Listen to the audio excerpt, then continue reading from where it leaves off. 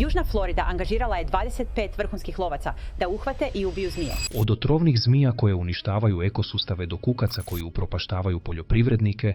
No, prava opasnost s njima je činjenica da konzumiraju sve te male ribe koje ne bi trebali konzumirati. Ovih 15 životinja stvara kaos diljem Amerike. Otrovi trske žabe preuzimaju zajednice od Floride do čak Havaja. Gmizu, lete, puzaju i napadaju. Neke uništavaju potajno, druge grubom snagom. Ali sve imaju jednu zajedničku stvar. Moraju biti zaustavljene prije nego što bude prekasno. Riba lav.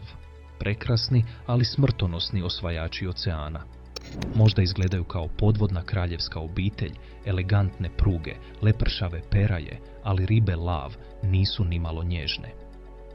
Iza te ljepote krije se jedan od najnemilosrdnijih osvajača oceana, grabežljivac, koji je tiho osvojio ogromne prostore Atlantika i Kariba. Izvorno iz Indo-Pacifika, ribe lav su dospjele u strane vode tijekom 1980-ih, vjerojatno puštene od strane vlasnika akvarija koji nisu imali pojma što oslobađaju. Bez prirodnih grabežljivaca u ovim novim staništima populacije riba lav eksplodirale su.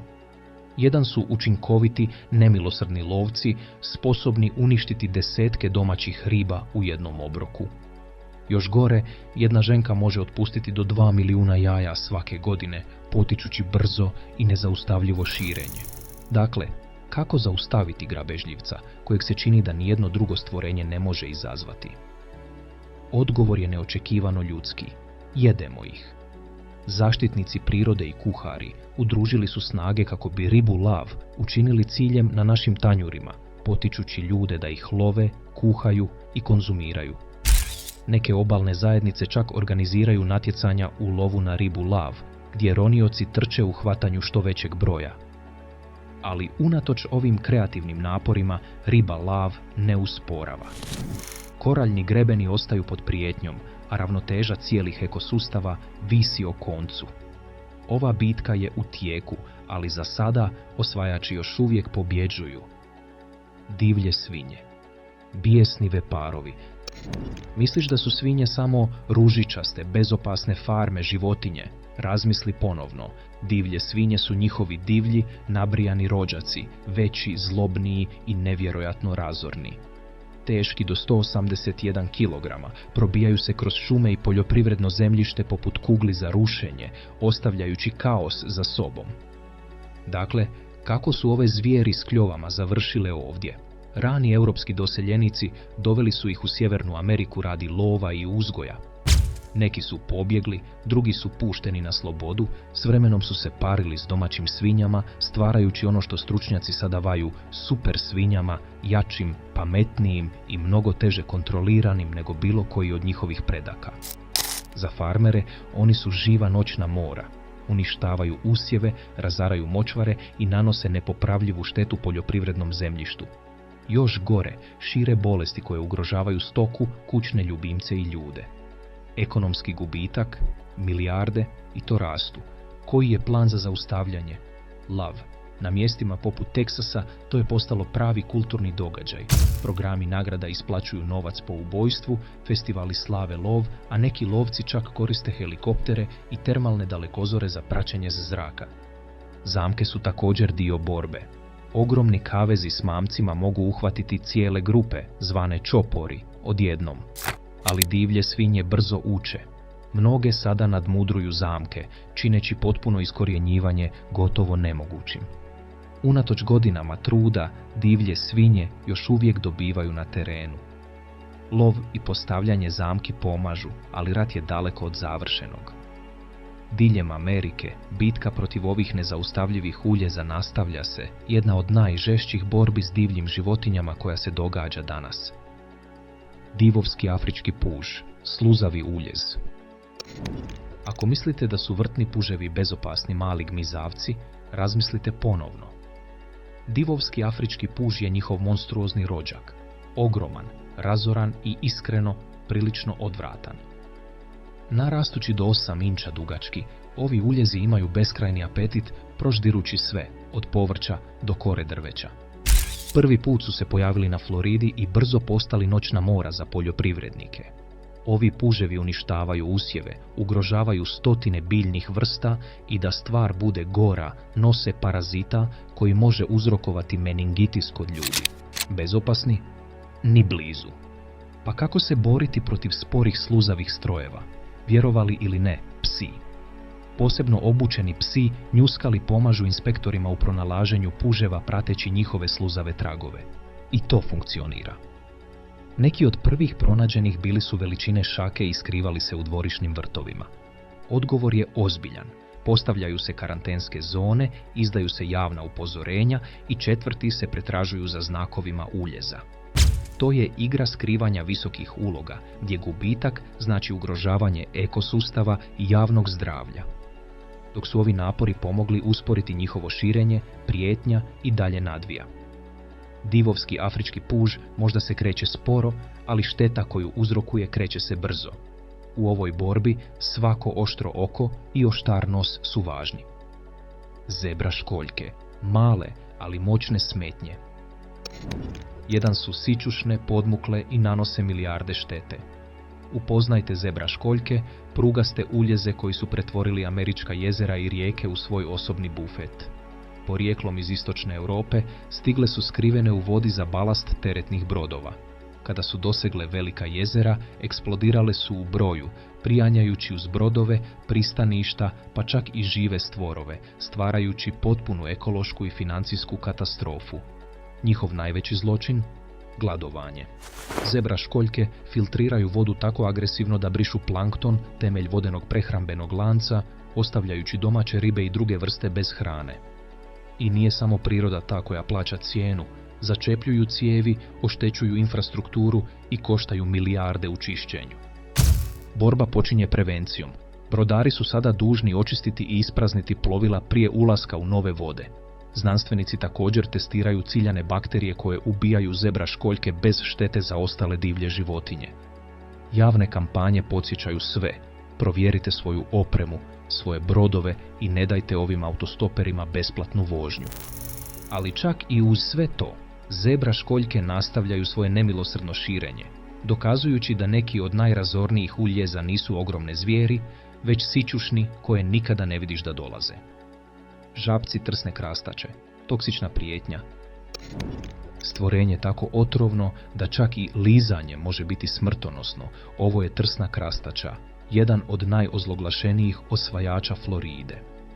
S dovoljno otrova da ubije psa i tragom ekološke štete iza sebe, trsna krastača ozbiljna je prijetnja. Izvorno iz Srednje i Južne Amerike, ove krastače dovedene su na mjesta poput Floride i Australije kako bi kontrolirale štetočine na usjevima. Ali umjesto da se drže svog posla, počele su proždirati sve pred sobom. Domaće kukce, gmazove, čak i male sisavce.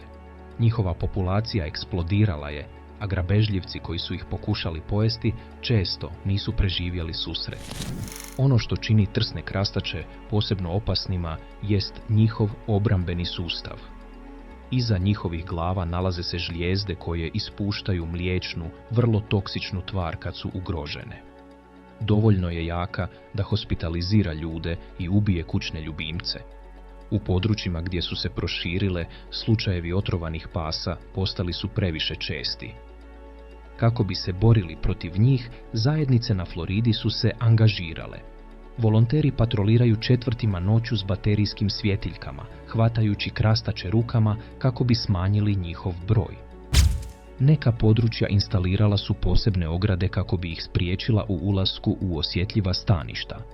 U međuvremenu, znanstvenici testiraju zamke s feromonima, kemijske mamce koji privlače i zadržavaju krastače prije nego što se mogu razmnožavati. Ali izazov je velik. Trsne krastače razmnožavaju se brzo, a potpuno iskorjenjivanje možda je nedostižno. Za sada je fokus na usporavanju njihovog širenja, podizanju svijesti i držanju njihovog broja pod kontrolom. Ishod je neizvjestan, ali jedno je jasno. Borba Floride protiv ovih toksičnih osvajača daleko je od završetka. Mravi mravnici, bolni osvajači. Šetaš bosonog po svom dvorištu na topao ljetni dan kada bam. Iznenadni, gorući ubod pogodi tvoju nogu. Zatim još jedan. Upravo si ušao na teritorij mravaca mravinjaka, sitnih osvajača koji su preuzeli južne Sjedinjene Države s brutalnom učinkovitošću. Ovi agresivni mravi stigli su iz Južne Amerike u 19. 30. godinama, skriveni u teretu. Od tada su se brzo proširili, gradeći ogromne podzemne kolonije i napadajući sve što se previše približi. Njihov ubod nije samo smetnja. Ostavlja bolne otekline, a u nekim slučajevima izaziva ozbiljne alergijske reakcije kod ljudi i kućnih ljubimaca. Ali opasnost seže dalje od dvorišta. Mravci mravinjaci uništavaju usjeve, napadaju domove, pa čak i novorođenu stoku, pokrivajući je ubodima u roku od nekoliko sekundi. Šteta? Milijarda dolara. A zaustaviti ih, to je teški dio. Jedno od najbizarnijih oružja koje imamo, parazitske foridne muhe. Ovi sitni ubojice polažu jaja unutar mravaca mravinjaka. Kada ličinke izlegu, ubiju mrava iznutra, u tom procesu mu odsecaju glavu. Jezivo, ali iznenađujuće učinkovito. Ostale metode uključuju zamke s mamcem, insekticide i čak i kipuću vodu. These are instinctive survival skills. They're forming a living life raft. Ali vatreni mravi su preživjeli. U poplavama povezuju se zajedno kako bi stvorili plutajuće splavi, plutajući dok ne pronađu suho tlo za invaziju. S bolnim ubodima, nemilosrdnim rojima i vještinama preživljavanja na sljedećoj razini, vatreni mravi su jedna od najtvrđih invazivnih vrsta koje je teško zaustaviti. Ali bitka se nastavlja. Jedna gomila, jedna strategija, jedan ubod po jedan. Europske čvorke, Shakespeareova pogreška.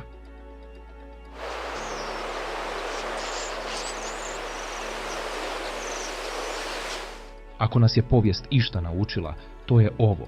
Puštanje životinja radi zabave gotovo nikad ne završi dobro. Primjer za to, europske čvorke. Ove ptice su dovedene u Ameriku iz jednog od najčudnijih razloga koji se mogu zamisliti, Shakespeare. Godine 1890. obožavatelj Shakespearea pustio je oko 100 čvoraka u njujorški Central Park, nadajući se da će uvesti svaku pticu ikad spomenutu u Bardovim dramama. Više od stoljeća kasnije, tih nekoliko ptica razmnožilo se na preko 200 milijuna, sada rasprostranjenih diljem Sjeverne Amerike, ostavljajući kaos za sobom. Čvorke su agresivni kradljivci gnijezda, istiskujući autohtone ptice poput plavih ptica i djetlića. One također uništavaju poljoprivredu s ogromnim jatima, koja u satima brišu polja žitarica i voća. Ali njihova najopasnija osobina, roj murmuracije čvoraka, ti prekrasni kovitlajući oblaci, mogu postati smrtonosni. Godine 1960. avion je uletio u jato čvoraka i srušio se, ubivši 62 osobe. Za borbu protiv njih, poljoprivrednici i dužnosnici koriste zvučne topove, zamke, pa čak i kemijske kontrole, iako one nose vlastite rizike. Neki puštaju zvukove grabežljivaca kako bi ih uplašili. Drugi ježu proređivanju. Ipak, čvorci napreduju. Ono što je počelo kao počast Shakespeareu postalo je jedna od najraširenijih i najrazornijih ptičjih invazija u američkoj povijesti. Japanske bube. Prijetnja vrtu. Mogu blistati poput sitnih metalnih zelenih dragulja, ali nemojte se zavarati. Japanske bube spadaju među najrazornije štetočine vrtova u Sjedinjenim Državama. Ovi gladni insekti nisu izbirljivi u jelu, ruže, voćke, povrće. Ako je zeleno, oni će to prožderati. Podrijetlom iz Japana, ove bube su se prvi put ušuljale u Ameriku početkom 19. stoljeća, vjerojatno skrivene u pošiljkama biljaka. Od tada su se proširile od obale do obale, ostavljajući za sobom trag uništenja kamo god krenu. Njihov prepoznatljivi potez? Skeletonizacija biljaka. Glođu lišće sve do delikatne mreže žila, ostavljajući sablasno prozirno lišće. Ali pravi problem leži pod zemljom. Njihove ličinke ili crvi hrane se korijenjem trave, ubijajući travnjake iz korijena prema gore. Rezultat? Mrtve površine trave i ozbiljna šteta vrtovima i golf terenima podjednako. Dakle, kako se vrtlari bore protiv toga? I'm out there usually twice a day when they get to their worst, and I'm picking them and I'm putting them into a bucket of soapy water. Neki se drže klasične metode, ručno skupljaju bube s biljaka i bacaju ih u sapunastu vodu. Drugi koriste feromonske zamke kako bi privukli kukce, iako ponekad te zamke privuku više nego što uhvate. Na biološkom frontu uvedeni su korisni nematodi, sitni crvi koji napadaju ličinke pod zemljom. Prirodni insekticidi poput ulja nema također pružaju određenu zaštitu, ali borba zapravo nikada ne prestaje. Japanske bube su žilave, prilagodljive i neumoljive, što ih čini stalnom glavoboljom za vrtlare i poljoprivrednike. Iako mjere kontrole usporavaju njihov napredak, potpuno ih iskorijeniti ostaje zagonetka bez jednostavnog rješenja. Azijski šaran, akrobati vode.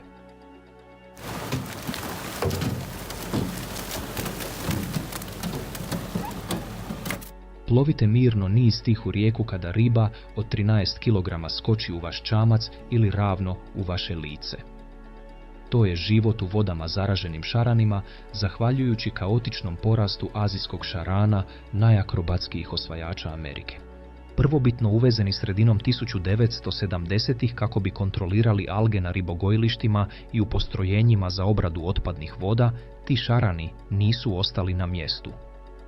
Nakon što su pobjegli tijekom poplava 1970-ih, nahrupili su u sliv rijeke Mississippi i od tada nisu stali. Danas dominiraju jezerima i rijekama širom Srednjeg zapada, nadmetajući se s domaćim vrstama i unoseći kaos u ekosustave.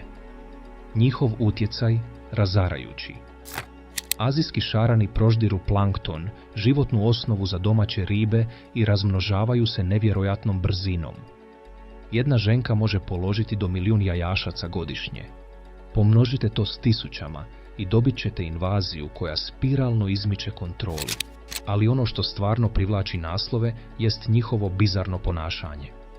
Kad se uplaše, skaču iz vode, ponekad ravno u nesuđene veslače.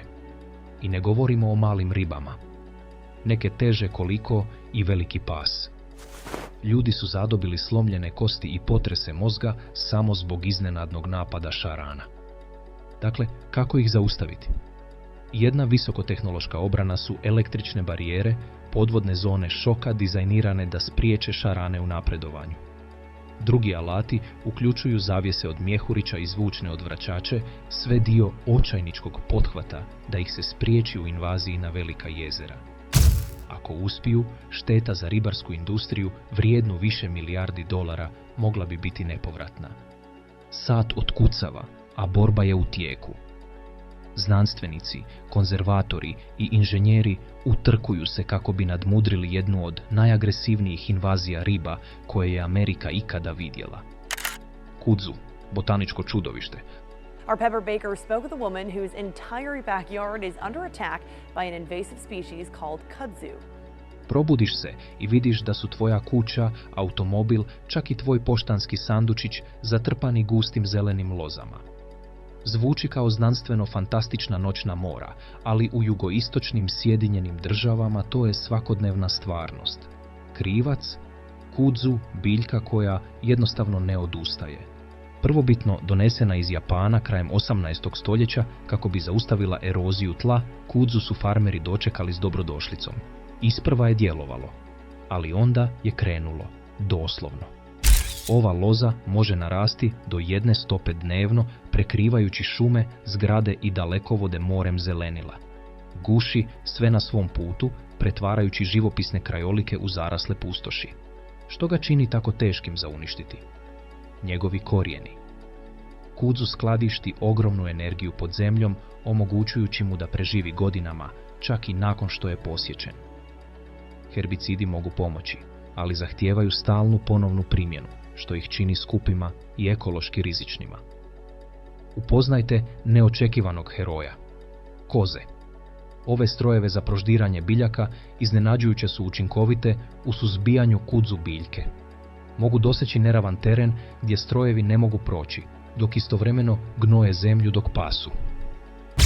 Diljem juga, usluge iznajmljivanja koza cvjetaju, nudeći prirodno, ekološki prihvatljivo rješenje, jedan ugriz po ugriz. Koze same neće istrijebiti kudzu, ali ključni su dio borbe.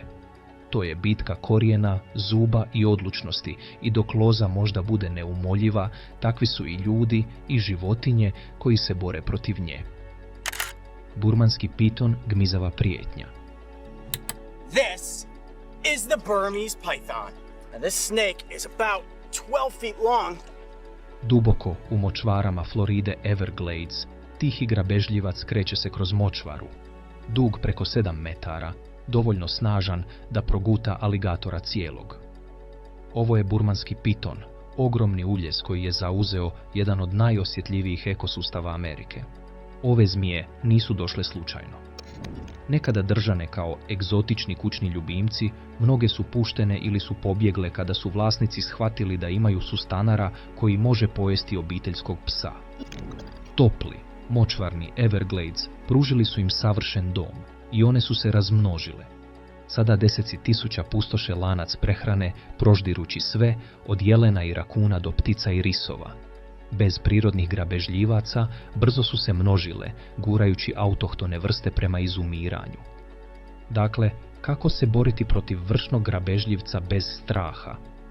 Odvažan odgovor Floride, izazov pitona. Svake godine lovci iz cijele zemlje opremaju se kukama, oštricama i čistom hrabrošću, natječući se za nagrade i prava na hvalisanje, hvatajući ove neuhvatljive zmije. Ali tu ne staje. Znanstvenici se okreću visokotehnološkim taktikama, označavajući Judas zmije, koje ih vode do skrivenih mjesta za razmnožavanje i koristeći termalne drone za uočavanje pitona odozgo. Ipak, izazov je ogroman. Burmanski piton se i dalje širi, prijeteći krhkoj ravnoteži Evergladesa. Ovo nije samo lov, to je bitka za budućnost jednog od najunikatnijih divljih mjesta Amerike. Pjegavi mušičar, šareni ubojica. Na prvi pogled pjegavi mušičar izgleda gotovo prekrasno, jarko crvena krila, uzorci točkica, ali ispod šarene površine krije se destruktivni osvajač koji hara sjeveroistokom Sjedinjenih Država poput minijaturne rušiteljske ekipe. Porijeklom iz Azije, ovi insekti koji sišu sok stigli su u Pensilvaniju 2014. godine, vjerojatno spremljeni u teretu. Od tada su se brzo proširili, hraneći se s više od 70 biljnih vrsta, vinovom lozom, voćkama, listopadnim drvetom, slabeći biljke i prekrivajući sve ljepljivim ostatkom koji se naziva medljika. Taj ostatak potiče crnu plijesan, uništavajući usjeve i devastirajući šume. Pa kako se boriti protiv insekta tako brzo i neumoljivo? Prvi korak, zgnječiti na licu mjesta. Zajednice sada organiziraju događaje smash, mušičarenja, a neke države čak nude i novčane nagrade za njihovo ubijanje. To je osobno i hitno. Druge obrane uključuju ljepljive trake na deblima drveća, hvatajući kukce prije nego što se prošire. Ali ove zamke mogu uhvatiti nenamjerne žrtve, pa zahtijevaju pažljivu upotrebu. Znanstvenici također testiraju parazitske ose kao prirodne predatore kako bi pomogli u preokretu. Ipak, invazija muha svjetlucavaca je daleko od kraja. Njihov broj i dalje raste, a farme i šume su i dalje ugrožene. Njihovo suzbijanje pomaže, ali veće pitanje je, možemo li ih zaustaviti prije nego što šteta postane trajna? Nutrija, razarači močvara. Upoznajte nutriju, čudno izgledajuće stvorenje koje se nalazi negdje između dabrova i divovskog štakora. Ali ne dopustite da vas ta zbunjenost zavara. Ovi preveliki, poluvodni glodavci proždiru američke močvare, zalogaj po zalogaj. Dovedeni u Sjedinjene Države početkom 19. vijeka za trgovinu krznom, nutrija se činila bezopasnom, sve dok tržište nije propalo. Pušteni u divljinu, brzo su se proširili, posebno po Luizijani i Teksasu, uništavajući močvare i ostavljajući pustoš za sobom. Problem? Nutrije ne samo da grickaju, one uništavaju. Njihovo hranjenje ogoljuje močvare, uzrokujući eroziju, gubitak staništa i kolaps cijelih ekosustava. Još gore, one kopaju u nasipe i obale rijeka, oslabljujući ključne zaštite od poplava. Za borbu protiv njih države poput Luizijane nude nagrade, novac za svaki rep nutrije koji se preda. To je kontrola štetočina pretvorena u plaću i postaje još čudnije. Neki kuhari sada promiču meso nutrije kao održivu opciju. Kuharice sadrže jela poput gumbota od nutrije i tacoa, pokušavajući pretvoriti ovog štetnika u rješenje vrijedno tanjura. Ipak, invazija nutrije ne pokazuje znakove usporavanja.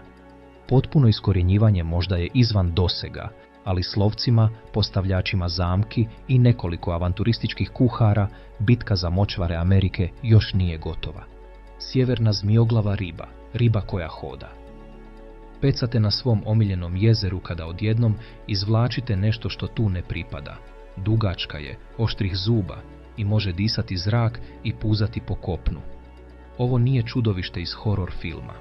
To je sjeverna zmijoglava riba, jedna od najagresivnijih invazija riba u povijesti Sjedinjenih Država. Porijeklom iz Azije, zmijoglave ribe prvi put su se pojavile u Marylandu 2002. Vjerojatno puštene od strane vlasnika akvarija ili ribarskih tržnica. Od tada su se brzo proširile, proždirući ribe, žabe, rakove i čak svoje vlastite vrste. I evo šokantnog dijela. One mogu preživjeti izvan vode danima, puzeći preko kopna kako bi napale nova staništa. Bez prirodnih grabežljivaca u Sjedinjenim Državama, zmijoglavci dominiraju svakim ekosustavom u koji uđu. Njihovi oštri zubi i nemilosrdni lov ostavljaju domaće ribe nadjačanima i cijele prehrambene lance poremećenima. Ako se ne zaustave, mogli bi izazvati pustoš u lokalnim ribarstvima. Za borbu protiv njih, neke države organiziraju turnire u ribolovu zmijoglavaca, novčane nagrade za svaki ulov. Drugi ih pretvaraju u kulinarski specijalitet, poslužujući ih u restoranima kako bi smanjili njihov broj. Na znanstvenoj fronti koristi se elektrolov za omamljivanje i uklanjanje, dok u ekstremnijim slučajevima koriste kemikalije za njihovo uništenje u kontroliranim zonama. Ali čak i uz sve te napore, zmijoglavac ne popušta. Tvrdokoran, pokretljiv i gotovo nezaustavljiv, ovaj osvajač je jedna od najstrašnijih podvodnih prijetnji s kojima se Amerika ikada suočila. Borba se nastavlja, a ishod je sve samo nesiguran. Kućni vrapci, perjani osvajači. Neke ptice poznate su po svom pjevu ili jarkim bojama, ali ne i kućni vrabac. Ovaj mali borbeni osvajač više je štetočina nego izvođač. Dovedeni iz Europe u 18. stoljeću za kontrolu štetočina na usjevima, kućni vrapci brzo su preuzeli kontrolu. Sada su se proširili po Sjevernoj Americi maltretirajući domaće ptice i kradući njihova gnijezda. Plave ptice, lastavice i druge su sve potisnute, ponekad nasilno. Što ih čini tako uspješnima? Oni napreduju tamo gdje ljudi žive, gradovi, farme, dvorišta. Naći ćete njihova gnijezda u olucima, uličnim svjetlima, čak i na prometnim signalima i množe se brzo. Kako bi zaštitili domaće vrste, ljubitelji ptica postali su kreativni. Grade kućice za ptice u koje vrapci ne mogu ući, postavljaju uređaje da ih uplaše ili koriste zamke kako bi ih potpuno uklonili. Ipak, domaći vrabac nastavlja dominirati. Prilagodljivi, agresivni i posvuda izrezali su trajno mjesto u Sjevernoj Americi, sviđalo se to nama ili ne. Argentinski mravi, super kolonija napadači. Većina mrava drži se sebe, radeći u malim kolonijama i igrajući ključne uloge u prirodi. Ali argentinski mravi su sasvim druga priča. Ovi sićušni osvajači preuzeli su cijele regije, stvarajući ogromne super kolonije koje se protežu kilometrima. Oni nisu samo invazivni, oni su nezaustavljiva sila. Porijeklom iz Južne Amerike, argentinski mravi prvi put su stigli u Sjedinjene Države krajem 18. stoljeća, skrivajući se na brodovima. Kada su se nastanili, stvari su brzo izmakle kontroli. Za razliku od većine mrava koji žestoko brane svoj teritorij, argentinski mravi se udružuju, formirajući jednu ogromnu povezanu koloniju. Ova suradnja daje im veliku prednost, omogućujući im da nadmaše i nadvladaju domaće mrave gdje god lutaju. Problem? Ovi mravi ne dominiraju samo drugim kukcima. Oni upadaju u domove, uništavaju usjeve, pa čak i napadaju košnice, stavljajući oprašivače u opasnost. Njihovi nemilosrdni rojovi mogu prodrijeti u električne kutije, uzrokujući kratke spojeve i oštećujući uređaje. Ukratko, oni su noćna mora vlasnika kuća. Dakle, kako se boriti protiv vojske koja djeluje kao jedan ogroman organizam? Uobičajeni insekticidi često ne uspijevaju, jer ubijanje dijela kolonije ne zaustavlja ostatak. Umjesto toga, znanstvenici se okreću biološkim kontrolama poput parazitskih gljivica koje inficiraju argentinske mrave bez štete za domaće vrste. Neki vlasnici kuća oslanjaju se na diatomejsku zemlju, prirodni prah koji reže kroz egzoskelete mrava, dok drugi koriste zamke s mamcem kako bi širili otrov duboko u koloniju. Ali budući da su ove superkolonije tako ogromne, potpuno iskorjenjivanje je gotovo nemoguće. Bitka protiv argentinskih mrava nastavlja se. S njihovom sposobnošću da nadmaše nadbroje i nadžive rivale, oni ostaju jedni od najtvrđih invazivnih kukaca na zemlji. Gradski golubovi, urbani skvoteri. Svu su prisutni, sjede na krovovima, druže se u parkovima, gnijezde se ispod mostova i da, vjerojatno upravo sada sjede na vjetrobranu vašeg automobila. Gradski golubovi postali su jedna od najčešćih urbanih ptica, ali nisu uvijek bili dio američkog horizonta. Izvorno domestificirani u Europi i Sjevernoj Africi, golubovi su dovedeni u Sjevernu Ameriku u 16. stoljeću. Mnogi su pobjegli iz zatočeništva i brzo uspostavili divlje populacije. Danas vladaju gradovima od obale do obale, uspijevajući u betonskim džunglama gdje je hrana lako dostupna, a grabežljivci rijetki. Njihova sposobnost prilagodbe učinila ih je jednima od najuspješnijih invazivnih ptica, ali ne bez izazivanja problema. Izmet golubova je kiseo i korozivan, stvarajući kaos na zgradama, spomenicima i vozilima. Također prenose bolesti i privlače parazite poput grinja i buha. Gradovi su isprobali sve vrste taktika za kontrolu njihovih brojki. Neki su pustili sokole i jastrebove da prirodno smanje populacije golubova. Drugi su testirali kontrolu rađanja hranjenjem žitaricama koje sprječavaju razvoj jaja. Podlje i mreže postavljene su kako bi se blokirala mjesta za gnježđenje na zgradama. Ali bez obzira na sve, golubovi uvijek pronađu način da se nastane. Unatoč svim tim naporima, gradski golubovi nastavljaju napredovati, dokazujući da su tu da ostanu u urbanoj džungli. Smeđe drvene zmije, tihe noćne more Guama. Na udaljenom otočnom raju, ptice su nestale, dalekovodi tajanstveno otkazuju i tiha vojska zmija klizi kroz drveće nakon mraka. Dobrodošli na Guam, gdje je smeđa drvena zmija preuzela kontrolu na načine koje nitko nije očekivao. Porijeklom iz Australije i Papue Nove Gvineje, smeđe drvene zmije stigle su na Guam nakon Drugog svjetskog rata, vjerojatno skrivene u vojnom teretu. Bez prirodnih grabežljivaca i s obiljem domaćih ptica i malih sisavaca, njihova populacija eksplodirala je. Danas ima čak 13.000 zmija po kvadratnoj milji, čineći Guam jednim od najgušće naseljenih zmijskih mjesta na planetu. Ali ove zmije nisu samo ekološka noćna mora, one su javna opasnost. Penju se na dalekovode, uzrokujući česte nestanke struje diljem otoka.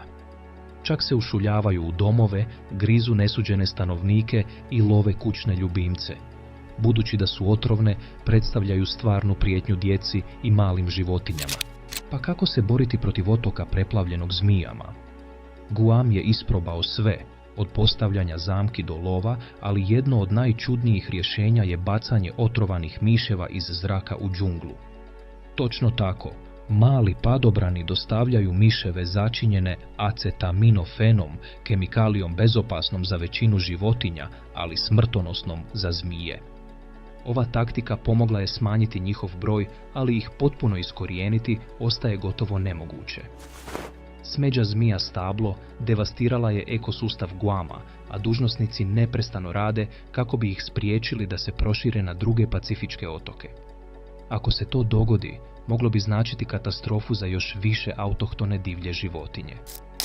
Od oceana do dvorišta ovi uljezi preoblikuju zemlju pod našim nogama. Borba nije samo o životinjama, radi se o preživljavanju, strategiji i vraćanju ravnoteže. Koji vas je najviše šokirao? Ostavite komentar, lajkajte i pretplatite se kako nikada ne biste propustili sljedeću bitku za divlju budućnost Amerike.